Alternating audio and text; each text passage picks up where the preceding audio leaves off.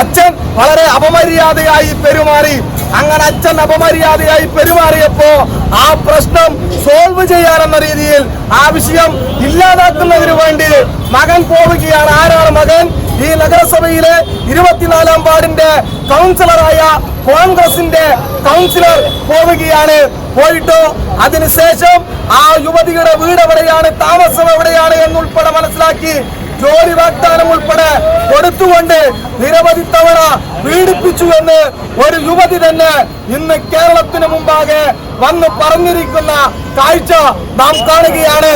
ഈ പാലക്കാടൻ ജനത കുറച്ചു ദിവസങ്ങൾക്ക് മാസങ്ങൾക്ക് മുമ്പാണ് ഇതുപോലെ ഈ കേരളത്തിന് മുമ്പിൽ, രാജ്യത്തിന് മുമ്പിൽ തന്നെ തലകുനിക്കുന്ന നിലയിൽ സ്ത്രീകളുടെ ആത്മാഭിമാനത്തിനെ ചോദ്യം ചെയ്യുന്ന ഒരു MLA ആണല്ലോ ഞങ്ങൾ ഈ പാലക്കാടിൽ നിന്ന് തെരഞ്ഞെടുത്തത് എന്നതിൽ തലക്ക് കൈവച്ച് നിൽക്കുകയാണ് രാഹുൽ മാങ്കൂട്ടം എന്ന് പറയുന്ന പീഡനവീരനായിട്ടുള്ള ഈ ആളെ കൊണ്ട്.